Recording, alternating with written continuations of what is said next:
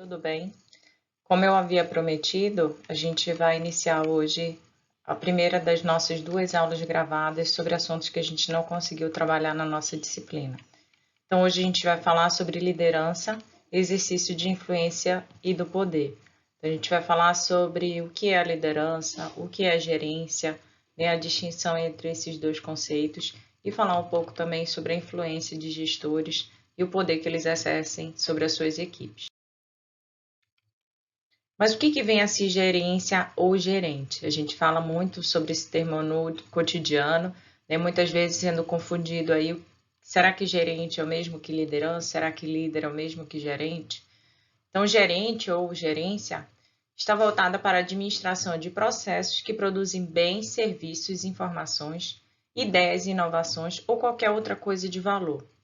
Os responsáveis por tais processos, né, os gerentes ou executivos, têm à sua disposição recursos, sejam recursos materiais, como equipamentos, dinheiro, cérebros, né, tempo, e devem buscar otimizar esses recursos para conseguir aumentar a produtividade. Gerenciar e liderar. Qual é a diferença entre esses dois conceitos? Gerenciar significa organizar e coordenar o uso de recursos, produzir saídas e resultados tangíveis, estabelecer metas, resolver problemas, definir prioridades, seguir e estabelecer prazos e, dessa forma, conseguir resultados, previsibilidade, consistência e controle. A liderança, por sua vez, liderar significa construir e energizar a sua equipe, desenvolver, delegar, negociar recursos, prioridades e prazos, mostrar coragem e comprometimento em resolver e reconhecer, mobilizar, persuadir e inspirar. Os gerentes executivos de alta performance têm e continuamente desenvolvem habilidades tanto de gestão quanto de liderança. As habilidades ligadas à gerência são usualmente quantificáveis, sujeitas a regras, procedimentos e políticas. São mais estruturadas e mais fáceis de se comunicar e de se aplicar. As habilidades ligadas à liderança, por sua vez, não são facilmente expressas em diagramas ou explicadas em números. Implicam conhecer melhor a natureza humana, as reações, atitudes e comportamento, tanto do próprio líder quanto dos seus liderados da sua equipe. Diferentemente do que acontece nas demais disciplinas, as habilidades de liderança não podem ser terceirizadas. Não há como delegar a liderança ou subcontratar um consultor para exercer a liderança em nosso nome, né? Já as atividades e processos ligados à gerência, eles podem ser terceirizados. E o que seria então a liderança? É a capacidade de influenciar um grupo para a realização de uma visão ou conjunto de metas. Tem várias teorias que buscam explicar a liderança, principalmente para tentar identificar, né, como é que eu identifico ou seleciono um bom líder, né? Tem aspectos ligados ao comportamento dele ou da personalidade dele que vão influenciar para ele ser ou não um bom líder. Será que a gente identifica, sim, aspectos do comportamento ou da personalidade da pessoa que vai indicar se ele é ou não um líder? Então, por não ser uma resposta fácil, você tem inúmeras teorias que buscam explicar. Tem teorias dos traços, teorias comportamentais e teorias contingenciais. A teoria dos traços, ela concentra seu foco nas qualidades e características pessoais dos líderes. Essa teoria, ela parte do pressuposto que um líder teria certos traços de personalidade que a indicariam, de fato, que se ele seria ou não um líder. Então, procura por atribuições da personalidade, sociais, físicos ou intelectuais que diferenciam líderes de não líderes.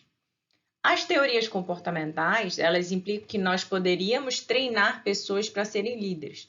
Então, elas não nasceriam já com uma predisposição ou uma personalidade voltada para a liderança, mas a gente poderia desenvolver esse perfil. Na teoria comportamental, a preocupação se concentra no que estes líderes faziam, né, em detrimento do que eles eram. Buscava-se identificar e desenvolver comportamentos concernentes à liderança. E as teorias contingenciais, elas determinam que a situação equilibra o modo como se comportam os líderes. Essa visão considera que a ação de liderar é uma característica a ser desenvolvida.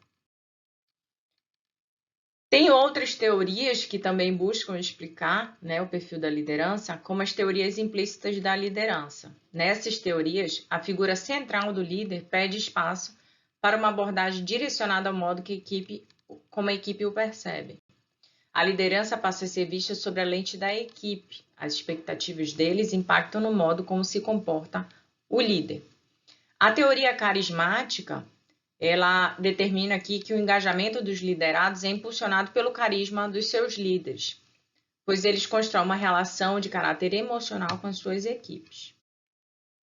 A teoria transacional contempla a interação social, na qual a liderança e os membros da equipe exercem influência entre si. Essa abordagem compreende o relacionamento de troca entre ambos, entre líder e liderados, com a finalidade de atender aos interesses deles, e se caracteriza também pelo líder recompensar as ações dos seus liderados. A teoria transformacional considera a motivação como algo intrínseco à pessoa. A gente já conversou sobre isso na nossa aula sobre motivação, que aí determina que não é o líder que vai motivar a sua equipe, a motivação não é algo extrínseco, seria algo específico daquele trabalhador, mas claro que a gente pode modificar aquele ambiente, a gente pode estimular o bom desempenho. Na abordagem transacional, os líderes são agentes transformadores, que influenciam os pensamentos e os comportamentos da sua equipe, podendo alavancar o comprometimento dos empregados no que tange a missão, os objetivos e a estratégia da organização. É necessário que a liderança identifique as motivações e as necessidades dos membros da equipe, por conseguinte, fazer o possível para satisfazê-los. Um aspecto muito importante da perspectiva da liderança é o poder que o gestor exerce, sobre os seus liderados. Então, os líderes usam o poder como meio de atingir os objetivos daquele grupo, e fazendo uma distinção entre liderança e poder. O poder não exige compatibilidade de objetivo, apenas dependência. A liderança, por outro lado, exige uma congruência entre os objetivos do líder e daqueles que são conduzidos. Uma segunda diferença refere-se à direção dessa influência. A liderança concentra influência descendente sobre os seguidores. Ela minimiza a importância, da influência lateral e ascendente. E o poder não. A pesquisa sobre liderança, na maior parte dos casos, enfatiza o estilo. As pesquisas sobre poder concentram-se em táticas para ganhar a adesão. Elas vão além do indivíduo como detentor de poder, porque grupos, bem como os indivíduos, podem usar o poder para controlar outros indivíduos e grupos. Mas o que seria o poder, dentro do contexto organizacional? Refere-se à capacidade que A tem de influenciar o comportamento de B, de modo que B age em conformidade com os desejos de A. O aspecto aqui mais importante do poder é que ele é uma função de dependência. Quanto mais B depender de A, maior o poder de A terá sobre essa relação, sobre B. Uma pessoa terá poder sobre você somente se ela controlar o que você deseja.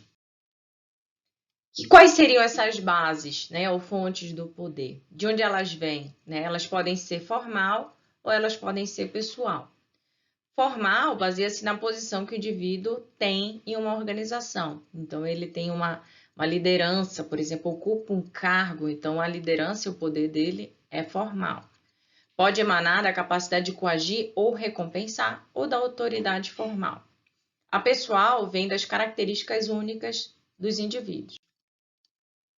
O poder formal, ele pode se configurar com poder coercitivo, de recompensa ou legítimo.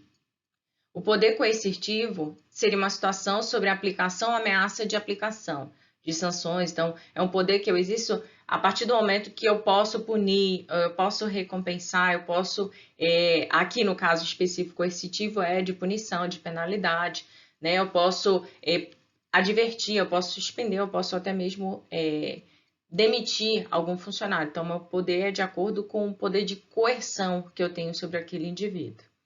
O poder de recompensa, as pessoas respeitam aquele profissional, aquele colaborador, porque ele produz benefícios positivos, sejam financeiros ou não. Então, eu posso bonificar, eu posso dar uma recompensa. Então, é por meio desse poder que eu exerço influência né, sobre os meus liderados ou a minha equipe. Poder legítimo, ele representa a autoridade formal para controlar e usar recursos organizacionais, com base na posição estrutural da organização. Então, eu ocupo um cargo efetivo, formal, né, e aí é por causa desse cargo que eu ocupo que eu exerço influência e poder sobre as pessoas ou indivíduos. Na perspectiva de poder pessoal, né, eu posso ter o poder de especialização, onde a minha influência é exercida a partir do resultado da minha experiência, do meu conhecimento, de uma habilidade que eu detenho. Então, é uma dependência de especialista. Então, as pessoas, eu tenho poder à medida que eu tenho conhecimento ou uma experiência muito grande em determinada área do conhecimento. Poder de referência baseia-se na identificação com uma pessoa que tem recursos, né, desejáveis. Se eu gosto e admiro você, então eu exerço um poder sobre você. E quais seriam as bases do poder, né? Quais bases são mais eficazes? As pesquisas sugerem claramente que as fontes pessoais de poder são mais eficazes. Então, aquela punição, né? Então, o poder formal só de ocupar determinado cargo não seria tão eficiente. Tanto o poder de especialista como, né, de referência relacionam-se positivamente com a satisfação dos funcionários, com a sua supervisão, seu compromisso organizacional e seu desempenho. O poder coercitivo, por sua vez, pode ser contraditório, né? Então, você tem uma influência poder negativamente relacionado. Então, você tem uma influência aí negativa, né, entre o poder coercitivo e a satisfação, claro, dos seus trabalhadores. Então, se eu tenho uma liderança, um poder que eu exerço sobre a minha equipe com base na punição ou nas ameaças, ele é totalmente incompatível com a satisfação dos trabalhadores. E quais seriam as táticas, né, para exercer esse poder? Legitimidade, basear-se na sua posição de autoridade ao fazer uma solicitação de acordo com as políticas organizacionais ou regras. Persuasão racional, apresentar argumentos lógicos e provas factuais para demonstrar que um pedido é razoável, então não é por uma ameaça, né? Apelos inspiradores, desenvolver o compromisso emocional por apelar a valores do alvo, necessidades, esperanças e aspirações. Tática de consulta, aumentar o apoio ao alvo, envolvendo e decidir como você realizará o plano. Permuta, recompensar o alvo com benefícios ou favores em troca aí, né, desse pedido que foi solicitado. Recursos pessoais, pedir por colaboração com base na amizade ou lealdade, por exemplo. Aceitação, usar elogios, bajulação ou comportamento amigável antes de fazer um pedido. Pressão, usar pedidos reiterados, avisos ou ameaças. Coalizões, elencar ajuda ou apoio de outros para persuadir o alvo a concordar. Então, aqui são várias táticas que são utilizadas para você exercer poder ou fazer com que outras pessoas façam o que você está pedindo. Comportamentos de influência política são um meio importante de ganhar poder e influência. Os comportamentos de influências mais eficazes, consulta e apelo inspirador, tendem a ser menos utilizados amplamente. Você deve tornar essas táticas de influência uma parte integrante do seu repertório. Um dos papéis mais importantes também de quem ocupa um cargo de liderança ou exerce competência de liderança é a todo momento ter que gerenciar conflitos ou ter que negociar junto com a sua equipe, né? Então, é uma parte importante. E é errado pensar que em algum momento você vai viver numa sociedade ou numa equipe onde não haja conflitos. Então, mais vale você aprender como manejar esses conflitos do que efetivamente buscar eliminá-los, porque isso não é real. Então, o que seria conflito, né, do ponto de vista organizacional? Iniciaria no momento que uma das partes percebe que a outra parte afeta ou pode afetar negativamente alguma coisa que a primeira considera importante. Portanto, para que o conflito seja configurado, ele precisa ser percebido. Tem que haver interação e uma incompatibilidade entre as partes envolvidas.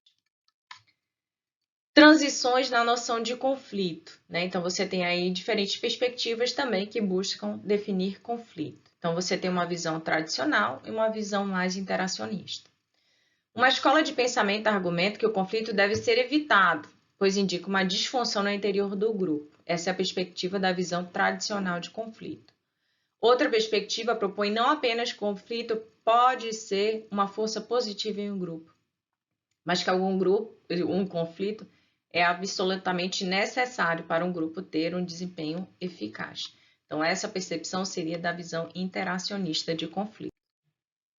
E aí, aqui eu tenho 3 escolas, né, que buscam explicar, né, ou estudar o conflito. Escola tradicional, escola das relações humanas e da visão interacionista. Então, a escola tradicional, ela admite que todo conflito é ruim e deveria ser evitado. Está vinculado a termos como violência, destruição e irracionalidade. Seria um desfecho disfuncional resultante da má comunicação, falta de transparência e confiança entre as pessoas. E o fracasso dos gestores para responder às necessidades e aspirações de seus empregados. Essa é uma visão muito relacionada ali, né, à administração científica, nas teorias de Taylor, Fayol e Weber, por exemplo. Né? Na perspectiva dessas teorias, não era permitido nenhum vestígio de conflito. Taylor, Fayol e Weber defendiam que o conflito geraria disfunções no grupo e não traria produtividade.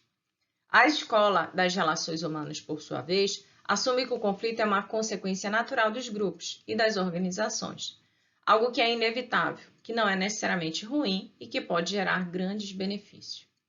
A visão interacionista argumenta que a percepção mais recente sobre o conflito e afirma que o conflito é indispensável à organização e produz desempenho eficaz no grupo. Incentivar o conflito, né? Essa perspectiva incentiva o conflito, alegando que um grupo harmonioso, calmo, tranquilo e cooperativo é propenso a se tornar estático, apático e indiferente de necessidade de mudança e inovação. Reconhece que o nível mínimo de conflito pode ajudar em manter um grupo mais criativo. Não propõe que todos os conflitos sejam bons. Conflito funcional apoia os objetivos do grupo e melhora o seu desempenho. Né? Então, aí seria uma visão mais construtiva de conflito. Um conflito que prejudica o desempenho do grupo é o disfuncional ou destrutivo.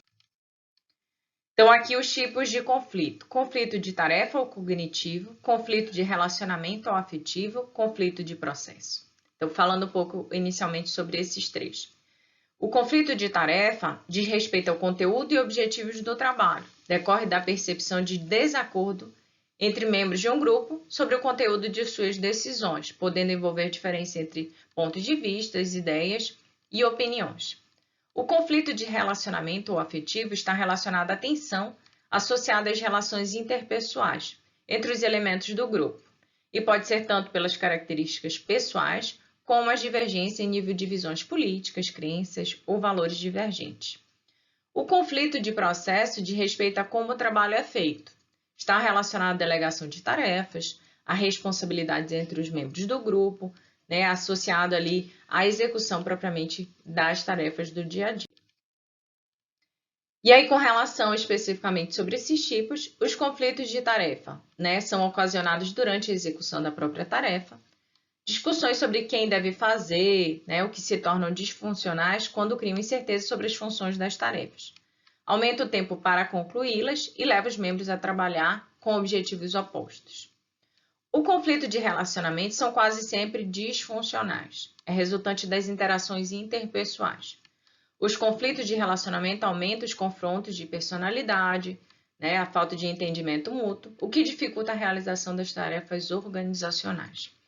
18% do tempo dos gestores, de acordo com pesquisas, é gasto com conflitos entre funcionários. O conflito de processo, por sua vez, está ligado à execução do trabalho, a forma como o mesmo é realizado.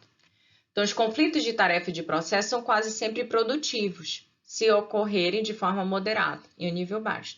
Então, a gente discute a melhor forma de fazer, a melhor forma de trabalhar, então isso acaba sendo produtivo. E a literatura apresenta um processo de conflito, várias etapas pela qual o conflito passa, né, para ele ser configurado.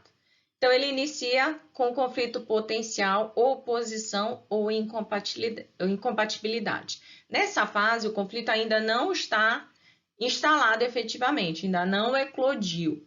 Então, aqui você ainda tem aqui condições para aparecimento desse conflito, comunicação, estrutura e variáveis pessoais. Então, você ainda não tem um conflito efetivamente. Cognição ou personalização. Então, os membros sentem-se afetados pelas condições presentes no estágio anterior.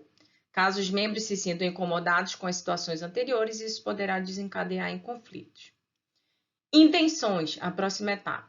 Aquilo que afetou as pessoas no estágio anterior desencadeia inevitavelmente o processo decisório de como lidar com a situação. Comportamento seria a ação direta diante da situação.